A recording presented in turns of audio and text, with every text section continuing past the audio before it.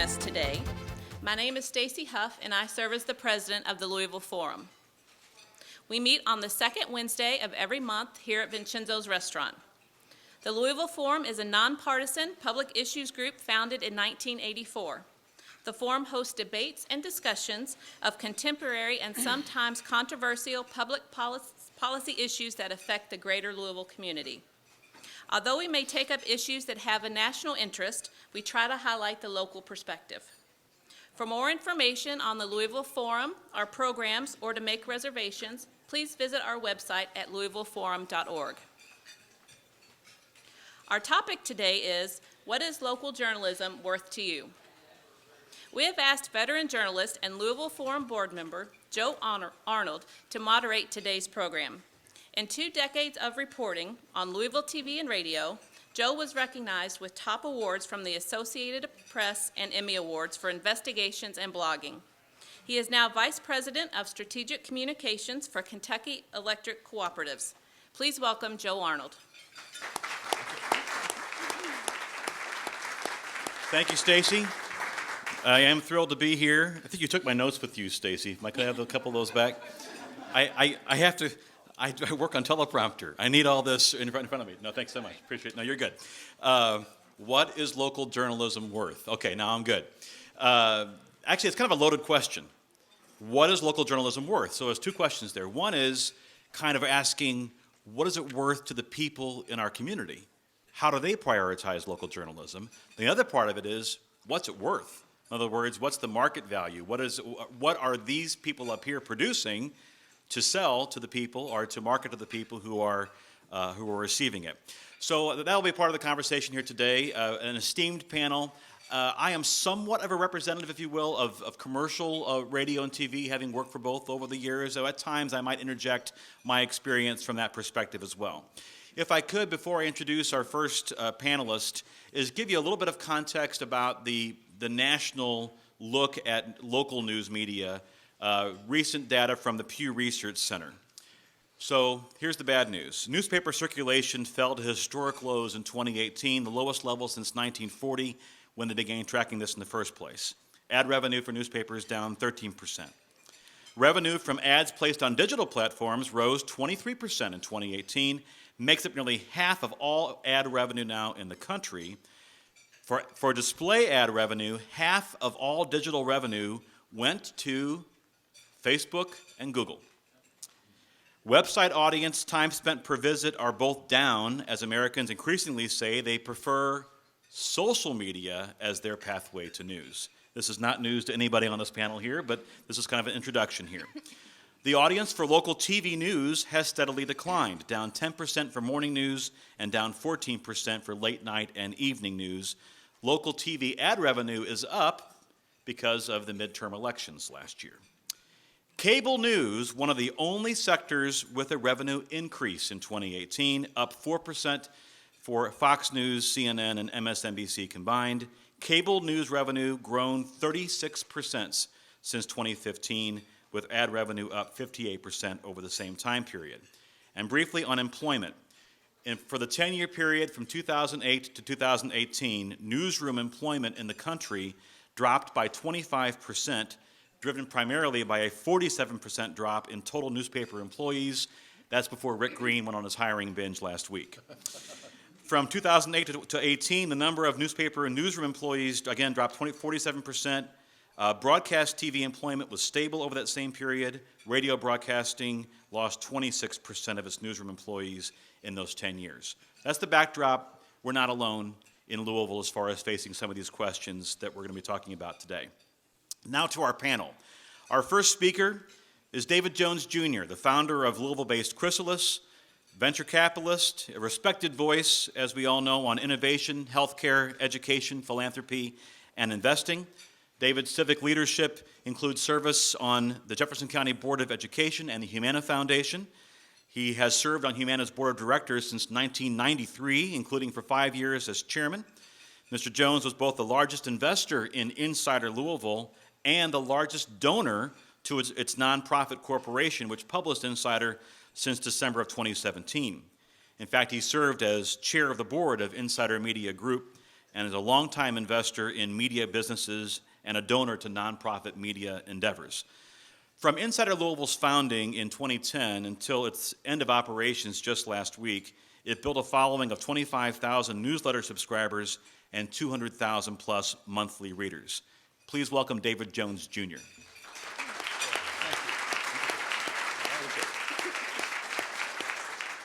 All right, thank you, Joe, and thank you, everyone, for being here today to listen and discuss this important topic. I want to start not on a note of sadness about Insider Louisville's demise, but with a note of pride, because I just want to say that I'm really proud of the work that that organization did, from the kind of insurgent beginnings when Terry Boyd, the founder, was the only reporter who took the trouble to dig into public filings and uncover the rot at the top at U of L, and begin to help us understand stuff that we wish we didn't have to know, but we did, to Boris Ladwig's recent coverage of Passport and Jewish Hospital.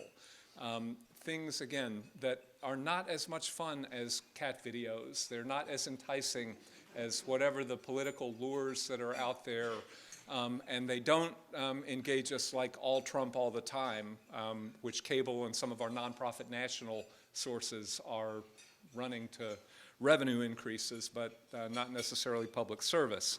I'm proud of what we try to do. I think it's really important, and I'm grateful to the wonderful people who I got to work with, Tom Cottingham and John Piles, who got it started, the great editorial team, and the folks who kept it all going, and the wonderful board, a few members of which are here. Let me move now to talk just a little bit, and I appreciate, Joe, your general introduction. We're not really talking about a Louisville-only problem in any way, shape, or form. In fact, I think one of the hardest problems our democracy faces today is this question of how do we pay for the information that citizens need to do their job of choosing and voting and coming somehow to compromise an agreement. One of the things that I don't think, maybe we understood at one point in the distant past, but certainly had forgotten in the heyday of the great, strong, local monopoly newspapers, was that newsrooms have never really been self-supporting, certainly not in recent times. They've always been subsidized by something else, by local advertisers who could care less what you publish as long as you get eyeballs to see their advertisement, by subscribers who want to, maybe all they care about is sports, maybe all they care about is obituaries. They certainly don't necessarily care about the school board or why our sewers explode or some of these other local problems that, are a little bit like, eating your vegetables and, taking your calamine lotion or whatever it was in the old days. It's probably not calamine. I think that might be a suntan thing. But anyway, the newsroom has always been a cost center. It's not been a profit center, again, with exceptional periods excluded, like the current one where entertainment and politics somehow are coming together. And the fragmentation of the business model of the great newspapers that surrounded the newsrooms, that is the core of the problem that we're trying to figure out how to solve. It was apparent in the late 90s. The first round of internet bubble and internet boom made clear that all of the printing presses and the trucks and all of that cost structure had to go away eventually. It's taken a while to get there. But we still don't have an answer for how we subsidize the newsroom. Facebook, Google, they are spectacular platforms for local advertisers. If you want to find, left-handed carpenters who, do chamber music on the side to advertise, they're the way to do it. It's cheaper, it's better, it's much more efficient for advertisers. That's game over, I think. And for whatever reason, the people who made the initial decisions about giving their news away for free in digital form and treating digital like it was some kind of just a throwaway thing. I don't know anybody who reads a print publication today, a print daily publication, who's under 50. There may be some people, but again, there were some strategic changes made that put us where we are. So what do we learn from Insider Louisville? We learned a couple of things. You know, the whole country's gotten here. We thought we understood enough to have a go of it. We first tried a commercial strategy where we thought with the advent of the iPad, finally, you know, there was a platform that people would buy themselves that worked instantly. You didn't have to use your modem to go to some website. We were right about that. You know, that was great. And we built a great advertising base. We got Insider Louisville's ad revenues up to about $700,000 a year, which was not that far from breaking even locally, but it wasn't quite there. The other thing we missed was Google and Facebook were going to reach in and grab and take away a lot of that revenue because they're better advertising platforms. So the commercial strategy didn't work.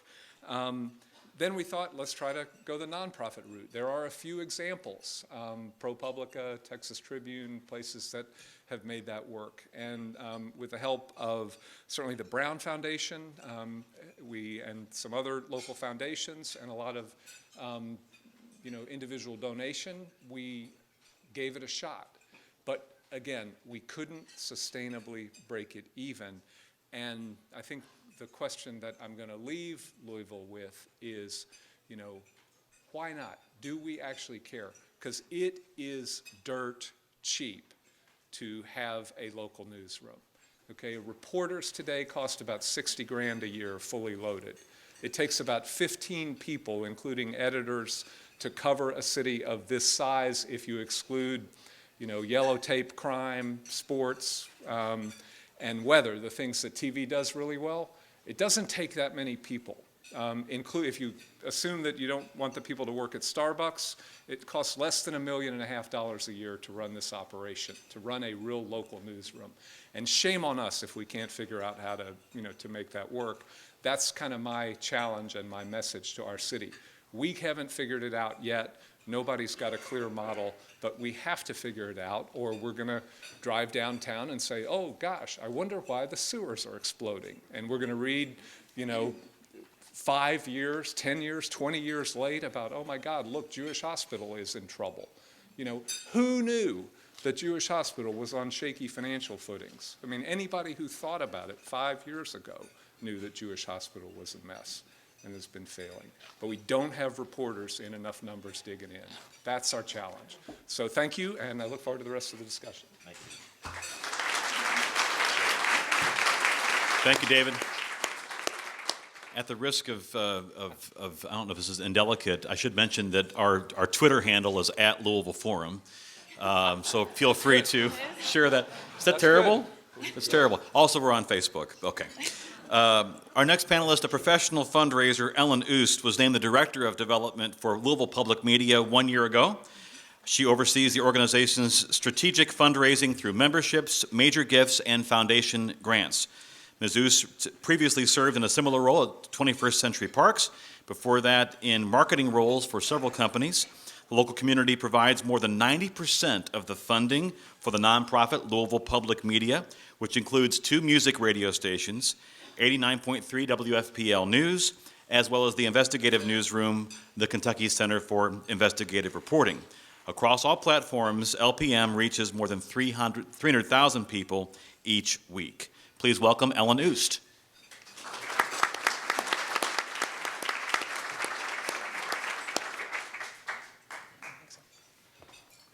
Thank you, Joe, and thanks to all of you. I'm going to adjust this maybe not. Can you hear me okay if I stand up straight?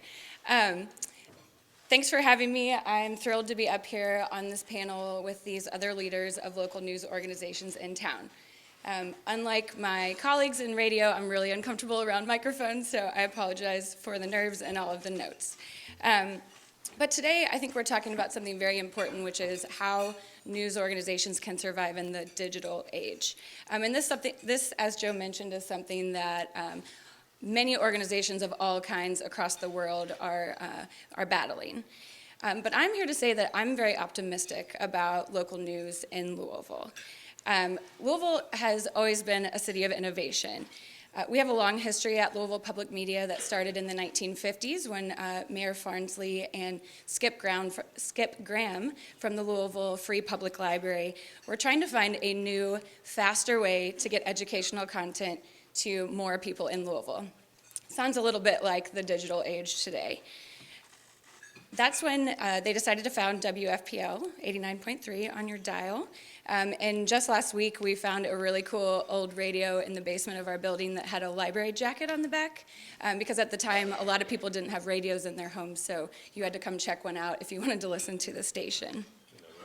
So that was 20 years before the debut of NPR, and 17 years before the Public Broadcasting Act. So in 1995, we continued to innovate by bringing 3 local public radio stations together under one management and becoming a 501c3 nonprofit. That same year, WUOL became the first local radio station to have an internet presence, which is crazy to think about today. We are still innovating today. 6 years ago, we launched the Kentucky Center for Investigative Reporting with the help of the community when we identified a need, thank you, no cheering, a need to expand statewide watchdog journalism. And it worked. Last year, KYCIR won its first Peabody Award. 4 years ago, we also co-founded the Ohio Valley Resource, which is a partnership of 7 public radio stations across Kentucky, Ohio, and West Virginia to expand our regional reporting about our shared environment, energy, and economy needs. And then over the past few years on WFPL, we've added reporters specific to health, education, and the environment, as we saw gaps in local news coverage. As Joe also mentioned, today we reach 300,000 people a week on air, online, through streaming, podcasts, at events, and in our e-newsletters. After all, our audience doesn't really care how they get the news. I think it's unrealistic to think that anybody will go to one source these days to get everything that they need. But we're just trying our best to be where people need us, when they need us, and to meet new emerging needs. The support of the local community is what helped us get here today, and it's what helps drive us every single day. We're not trying to be the city's only news source. As you know, if you listen to our work or see our e-newsletters, we're constantly sharing the work of other local news outlets and perspectives. We're just doing our part to inspire and empower and inform the citizens of our diverse community. I'm proud to say that last year, our most clicked on story was our voter guide, not a cat video, but our voter guide. People needed information about what they wanted to do when they got to the ballot box, and they came to a trusted news source to get that information from us. That is what public service journalism is, and that is worth supporting. And it's the heart of what we do at Louisville Public Media. We have many local, regional, and national news partners, and we're stronger when we work together. We share our investigations with print outlets across the state at no charge. Last year, we co-hosted mayoral and gubernatorial debates with Wave 3 News, whom we've also shared work on many local investigations. Over the years, we've established ourselves as a must-read, must-listen source for in-depth local news and investigative reporting, seeking to fill the gaps in the market to both celebrate our community and challenge it to be better. That's how we'll continue to grow. Our 14,000 members, who give an average of $185 a year, make it possible for us to do these things. 67% of those members, by the way, give on a monthly basis, which is amazing. We refer to our members as the public radio family, and they volunteer their support time and time again when we need it to continue doing what we do, no matter what platform or vehicle they use to consume it. So I'm sure there are many members in the room. Would you mind raising your hand to let me know? Wonderful, thank you. That's great to see. You guys are awesome. You all recognize how important independent, fact-based reporting is to a thriving democracy. I'm sure that's why you're here today. You also find entertainment and inspiration in our work. You value our news product in such a way that you make the decision to support it. Nonprofit news in Louisville can work, and it is working here in our town, thanks to you, our neighbors, local businesses, and foundations. Of course, it's not easy, and we need more members in order to grow to do all the things that we want to do at LPM. And our biggest challenge is to create a culture of philanthropy where people understand how much we rely on them and provide generous support. You can't take local journalism for granted, as recent weeks have proven. So my charge to you today is to subscribe to the Courier and Business First, join as an LPM member, because what we do is only possible because of you. And by the way, our fall membership drive is coming up in a couple of weeks. So thank you.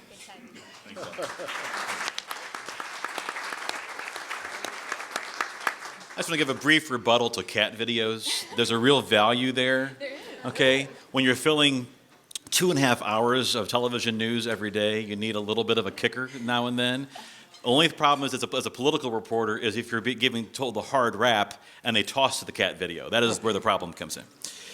In May of 2018, veteran journalist Rick Green was named editor of the Courier-Journal and the Midwest regional editor for the USA Today network. In this role, Rick supervises newsrooms in Indiana, Iowa, and Missouri, including the Indianapolis Star and Des Moines Register, where Mr. Green previously worked as executive editor and as publisher until 2015. As you know, the Courier-Journal's roots date back to the first pioneer newspaper in Louisville back in 1826. The Courier-Journal itself has been published daily in our community since November 8th, 1868, and more recently has been the top-ranked digital newsroom in the market. Please welcome Rick Green.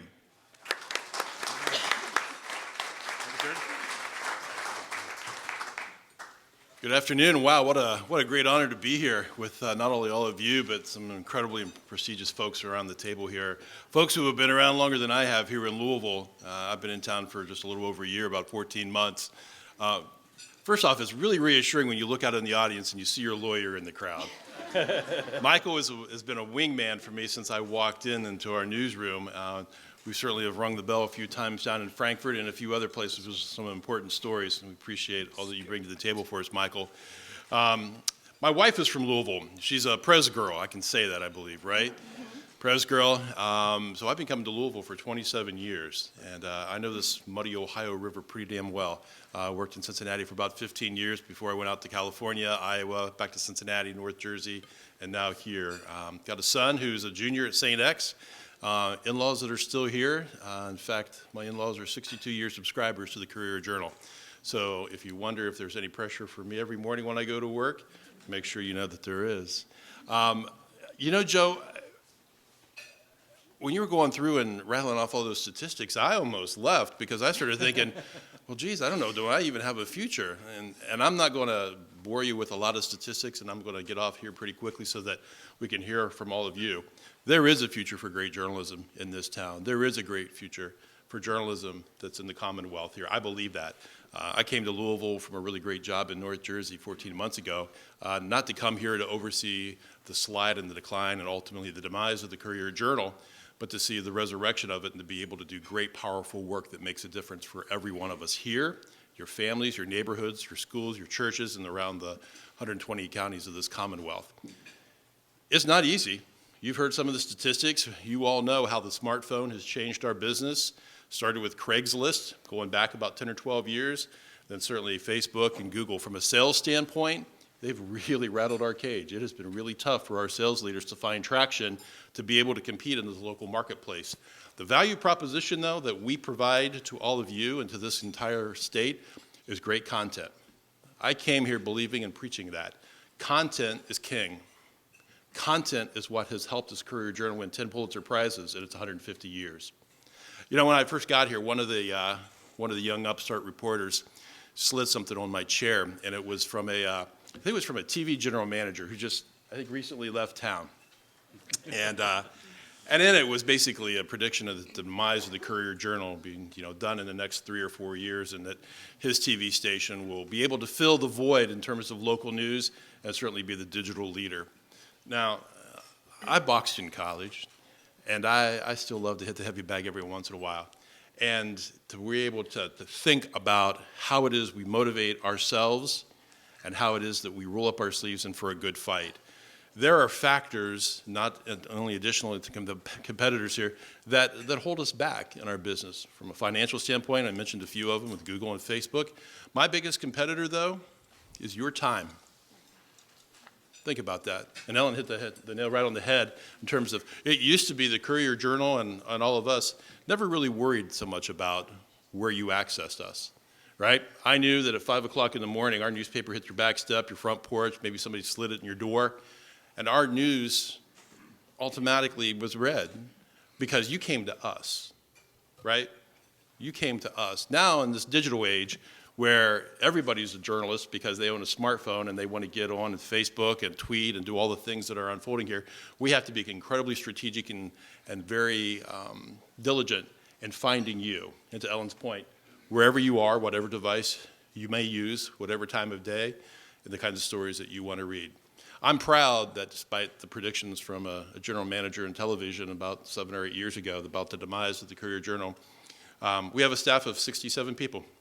We've added to it since I've been here. And I think the primary reason for it is that our audience is growing. We're the #1 digital site, not just in Louisville, but across the state, because content is king. If there is a silver bullet, and I pray that there is, and it's not a journalism problem that's shaping this conflict for us, it's the business model that seemingly is wrong from a revenue standpoint. I think the journalism is good. I speak for an entire organization that's committed to serving all of you. And to David's standpoint, we do have more than 15 people covering local news. We've been able to tell stories about more than 15? You're talking about your newsroom of 15 or whatever. We do have a staff that's larger than that. We've been able to talk about the chief technology officer in Kentucky that surprisingly and unexpectedly got big raise and is the highest paid in the entire country. We were able to talk about the 54 deaths that happened in Kentucky because of the hepatitis A epidemic that many people say wasn't tended to the way that it should have. And I am hoping that either on your smart pad, your phone, or in the newspaper, you saw a 4-day series that just concluded today talking about the depths of Kentucky's problem with child abuse. #1 in the entire country, folks. There are kids that are being tortured to death in the care of their loved ones and their caretakers. We told you that story. That's an important story for all of us and for this entire state. Content is king, and we're going to do all that we can to make sure that we address the needs and concerns that you have in a reasonable fashion price-wise, but also any time of day, 24/7. I do think there's a future for great journalism, and it starts with great content. Thank you. Thank you, Rick. One brief context, I guess, as far as you mentioned a local TV general manager. Louisville's interesting in the sense that I have friends who work in larger markets in Louisville, twice the size, that have downsized their TV newsrooms far more considerably than Louisville has. Louisville has 4 working television newsrooms that actually are adding staff all the time. You go to St. Louis, which again is about twice the size of Louisville, they have 3. And in fact, they've melded those newsrooms and they've kind of co-branded where you have like a NASCAR type of look where you have all kind of TV stations up here on their jacket. So it's interesting that we sometimes outpunt our coverage, in terms of what we do here. And from a broadcast news, I should mention WHAS Radio News is a legacy, historic, prize-winning newsroom as well. Lisa Benson, on July 1st, became the publisher and market president of Louisville Business First. Lisa joined the Louisville-based business newspaper and website as the editor in 2015 after serving in numerous positions in her 16 years at the Cincinnati Business Courier. Lisa is the first woman and 4th publisher for Louisville Business First, which launched in 1984 and is one of 43 business publications across the country owned by American City Business Journals. Business First has about 10,000 paid subscribers and 250,000 unique visitors to its website each month. Please welcome Lisa Benson.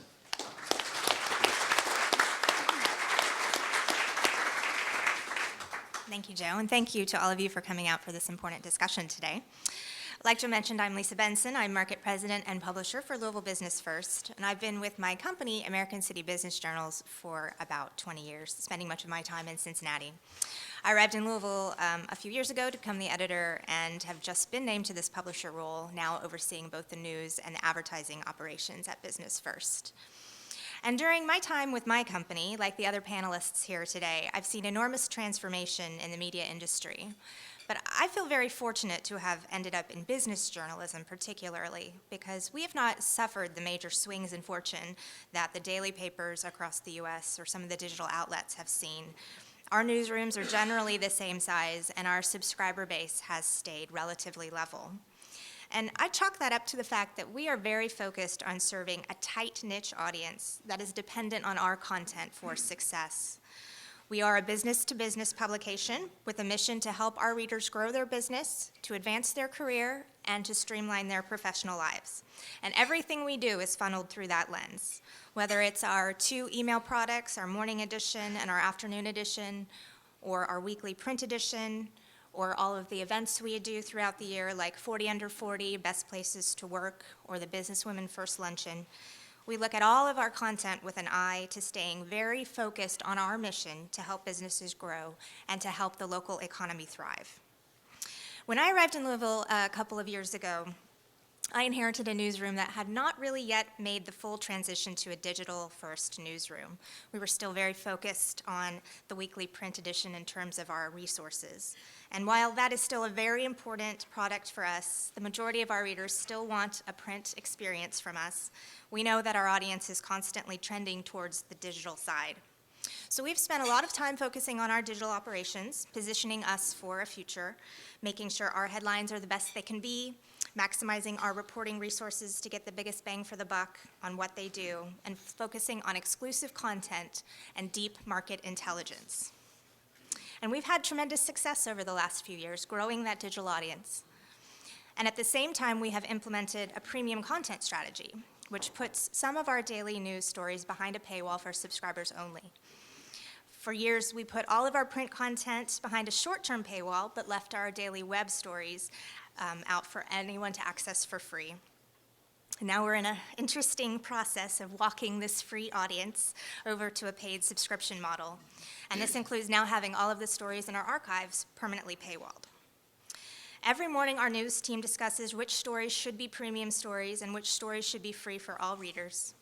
We use analytics to track the results and see which kinds of stories are converting most strongly to paying subscribers. And anecdotally, we hear from readers who tell us that we really end up frustrating them again and again, and they hit it enough times, and eventually they decide they're going to have to pay for a sub to get that content that they need. It's just been a really interesting process for us to see what kinds of stories our readers feel are worth paying for. And the success of our premium content strategy leaves me optimistic for the future of my business. We are delivering news and information that our readers feel are crucial to their everyday lives. And I strongly believe that readers should pay for our news. It is unique and it is valuable information. And it is very expensive to produce. My biggest expense at Business First is salary. And so if you value the work that our reporters do and the services that our editors provide, I encourage you to buy a subscription. Support us with your advertising dollars. And sponsor our events that provide connections and recognition for the players in our business community. Thank you all for having me here today to talk about the importance of local journalism.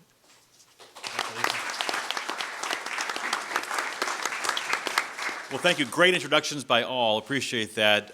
Those of you who haven't yet filled out your questions, I encourage you to do that now. Just raise those above your head. And our board members, Iris Wilbur and Dan Hartledge, are in the back here to collect those and aggregate those. Before we ask our first question from you, I just want to follow up with sort of a challenge, I guess. Back to the original question is, what is local journalism worth?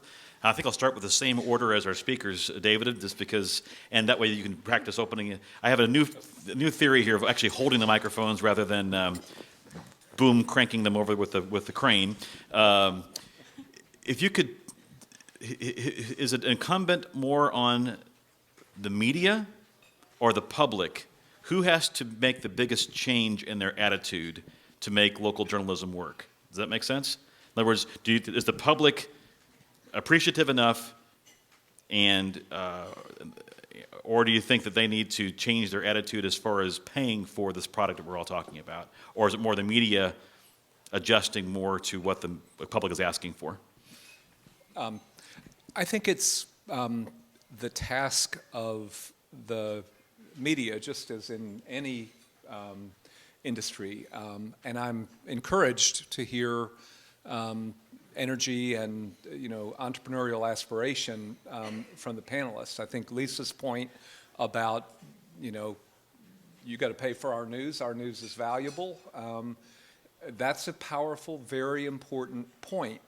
It's much easier to do that with a B2B specialized content audience than it is for others. But by all means, everybody needs to be, to be experimenting. It's really important, though, that organizations not sit on their laurels and not, all I care about is the total number of journalists in this town. I could care less about the buildings that they work in, about the radio stations that are affiliated, about whether they're for-profit or nonprofit. If we don't have enough paid professional journalists, we won't know what's going on. And the people who are running the organizations are in the best position to experiment and figure that out. Ellen, whose job is it more right now? Who has to come the farthest, the public or the media? Well, I agree with David that it definitely goes hand in hand on both sides. I think media has a responsibility to, especially as a nonprofit media organization, to produce content that's a public service that makes people want to support it, that makes an actual impact in the community. And we also have a responsibility to stay on our toes and try to be in all of those new places. We try to stay very lean and efficient so we can try new things. We're testing things all the time, and we use what we learn to adapt and change or stay the course. So I think it's definitely a give and take. We'll go to Rick and Lisa, and then we'll go to the questions from the Louisville Forum. Rick, if you would, or Lisa, you can go first. That's up to you. I think it's probably the public that has the farthest to come in this discussion. And it's our fault. It's the media's fault because we trained you all for so many years. Just go on the internet and you'll get it for free. I don't have to subscribe. I don't have to put my credit card number in. Information just comes to me and I consume it. And I don't really even know where it comes from sometimes. It just arrives in my inbox or it arrives in my Twitter feed. But that attitude has got to change. And hopefully the more we talk about it and the more conversations about organizations that have fallen by the wayside. There's really valuable content from Insider Louisville. That's great content, and it serves a niche in our marketplace. And it's gone now, and that's not good for anyone. Rick? I think we live in the golden age of storytelling. Never before have we been able to tell so many stories in so many places in so many different ways by so many different devices in recorded history. The onus, though, is on us and you. We have to produce content that you care about. There's technology out there, and it's in our newsroom. I'm sure it's in some of your newsrooms too, where we know exactly what people are reading, what they're not reading, how far deep they're into stories, how far they watch a video if they click onto a video, and photo galleries, how deep they can get. We know more about our readers than ever before. That's sometimes a really great thing, and sometimes it's pretty darn frustrating whenever you realize that story that you invested so much time and energy on just didn't get a click. People didn't spend much time with it. The average engagement time was 13 seconds as opposed to 13 minutes. So we have to make sure that we're doing our end of the deal and producing, to Ellen's point, of really top-notch, solid, exclusive, unique, distinctive work. But you also have to realize that there is a price to pay for all of that as well. I think all the panelists are pointing out something that's really important, is great content isn't free. There once was a time where it was, and my business is kind of the mass media and general newspaper. We didn't really care much about how much we charged you for a subscription. We just wanted you to buy it. We just wanted you to have it on your front porch and your breakfast table and your coffee table because, to David's point, the more eyeballs that were on that, the more lucrative it was to our advertisers, which is where all the money was. Well, in the past 5 years, that whole paradigm has flipped. And now we realize that there's great value to the content that we're producing, and we're asking you to pay for it because you can't find it anywhere else. I'm with the panelists. I grieve with the loss of Insider Louisville. I thought it was an incredibly great public service for this community at a time that was needed. I'm working incredibly hard to fill that void, just as I know these folks are as well. So. All right. Let's get to as many questions as possible. As a result, I might just ask one of the panelists to respond to the question so we can get to as many as possible. However, none of them are shy, so they'll all chime in if they think that there's a point that has not yet been made. Dan Hartledge is one of our board members. Dan? Okay, thanks, Joe. A lot of questions. Several questions about paywalls. Some sites have had good success at metered paywalls. Do you think people are growing used to the idea of supporting and paying for what they read? Lisa already addressed this, I believe, so can we go to, Ellen, can you answer that question for us? About metered paywalls? Are people getting used to this? Well, my answer might be a little different from everyone else's up here. It's part of our mission to provide this information for free. Do you have any metered paywall at all? We don't. No, Okay, never and mind. Never David, will. I'm going to go to you. So I would like to hear from Rick, because he's got data. Okay. This is good. This is great. Ping pong. So we have indeed a metered paywall. You can get 7 stories for free every month, and then we ask you to pay for it. We also have instituted a plan very similar to what you've done, where we put some of our more premium content, we call it, behind a subscription-only requirement, right? So Debbie Yetter's outstanding work related to child abuse, the lion's share of that project that investigated was behind a metered paywall. And I can tell you that in the first 4 hours of it being posted, we had 67 people who paid to read that story, which was off the charts for us. That was great. I was really, really happy with that.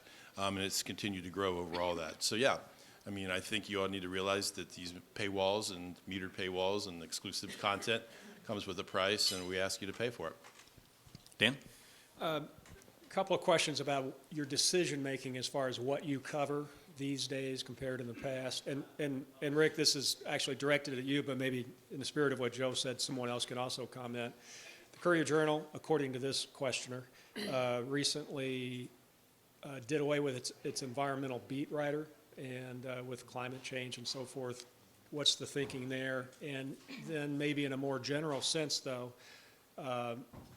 these days, in terms of deciding what you're covering and the beats that you're covering compared to, say, 5 or 10 years ago?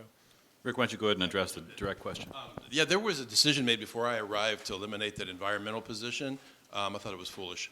And so we hired a reporter out of Lansing, Michigan, a reporter by the name of Matt Mincarini, who's been doing more environmental stories and has plans to do even more in 2020.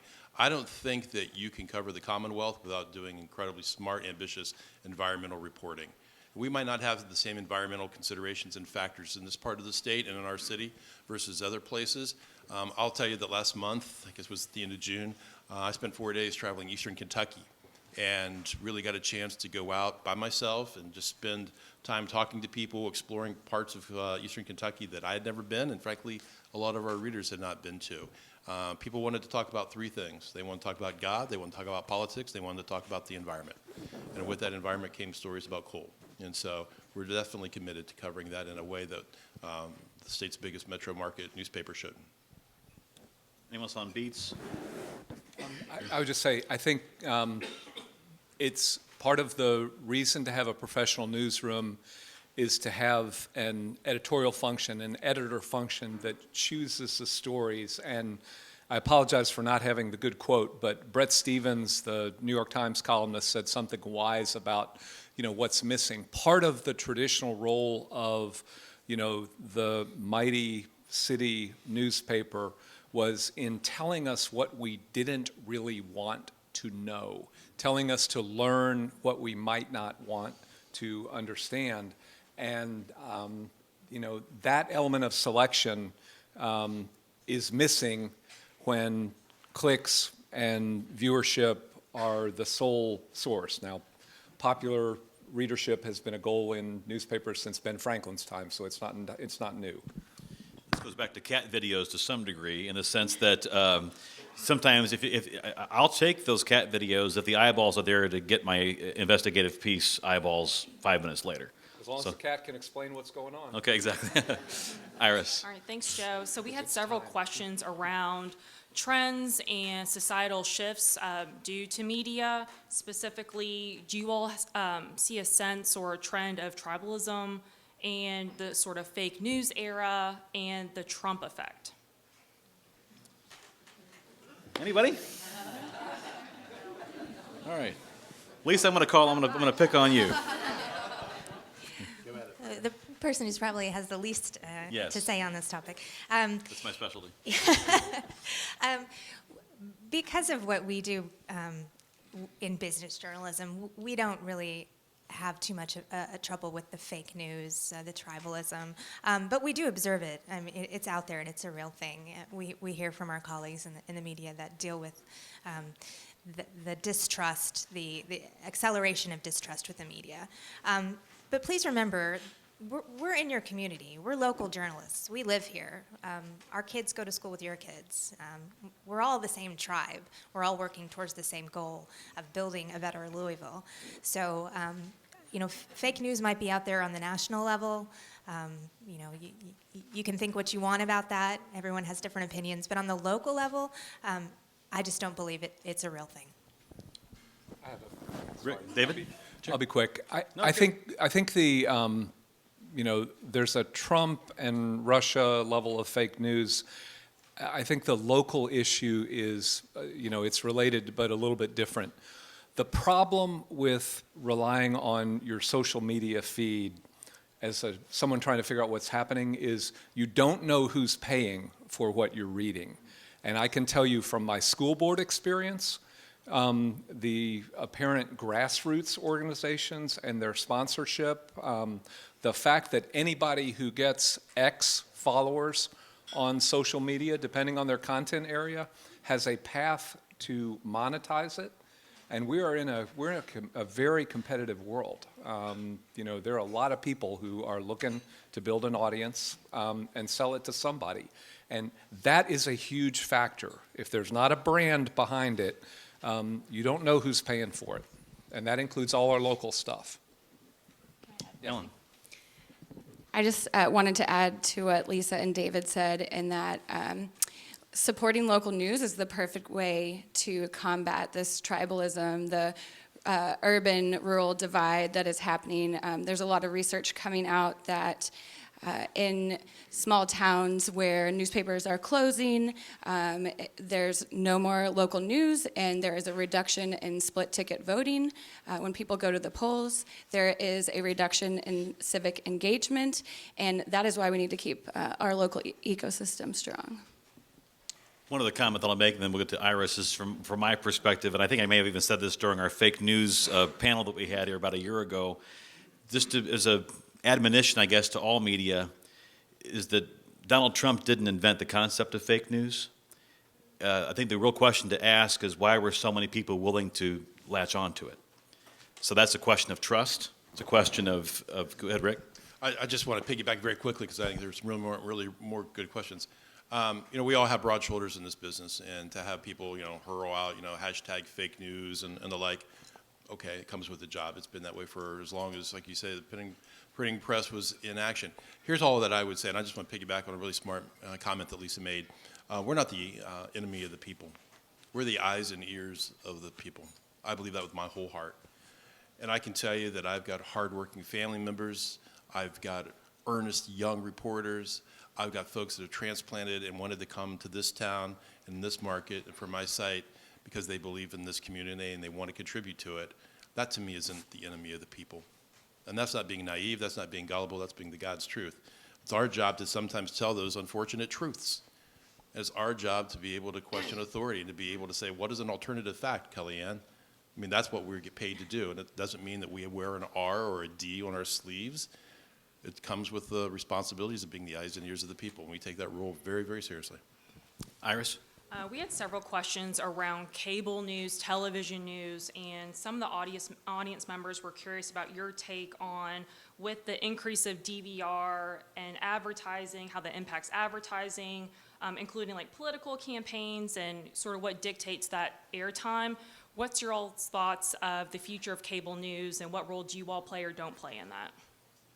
I'll just say that the stats that I read a moment ago shows that cable news is still surging as a result of the level of interest. However, to all of the panelists' comments, anyone who thinks they've had that figured out, what's it going to look like in 2 years, is based upon what they know now, is going to lose some ground. right? I mean, can anyone comment on any other trends that you see developing? On DVRs is a good example. You know, these are things that we're measuring audiences and eyeballs different ways. It used to be it was Arbitron for radio and Nielsen for TV, and there's an audit subscriber service for newspapers and magazines and such. Any thoughts at all on measuring and any other disruption trends? David? This is not really an answer, but I wonder if this audience average age was 25, if anyone would even know what cable news meant. Everything comes here to the future or to what supplants this, and all these regulatory distinctions are important but not dispositive.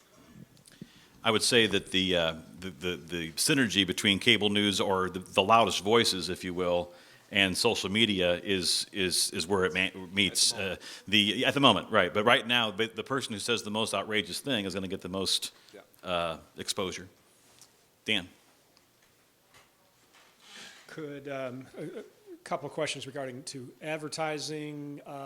These days, are any of you guys, in terms of the so-called separation between the news coverage and the advertising, has that changed now since, since social media and everything you guys are going through now with the changes? Could you just kind of talk how that's evolved? The question is how relationship- advertising influences news The coverage? relationship between your media organizations and the coverage versus the advertisers that support your That church and state type thing. At least I'm going to start with you. You're a business.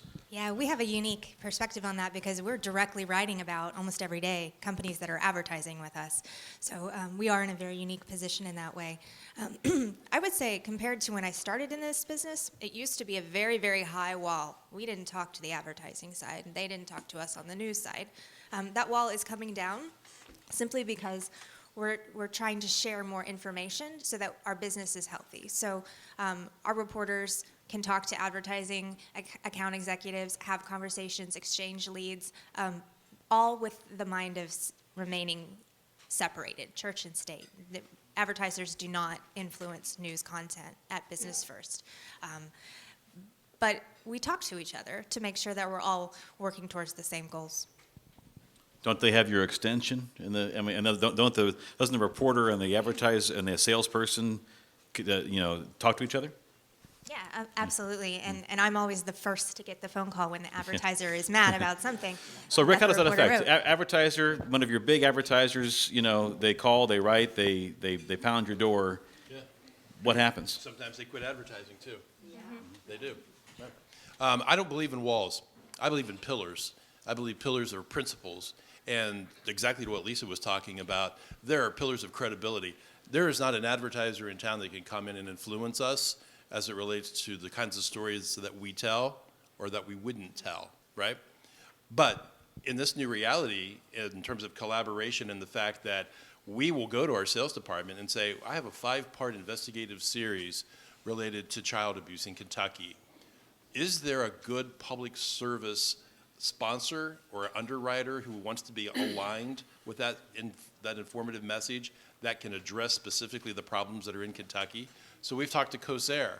Now, COSAIR had absolutely no influence at all on what we wrote or what we reported or what we will report and write, but we wanted them to be part of it because there's a solution that's part of it. I think, again, you just have to hold true to your principles and know the distinction between the newsroom and the advertising department. But to Lisa's point, it's got to be wide open in terms of sharing good ideas, being able to share potential story tips.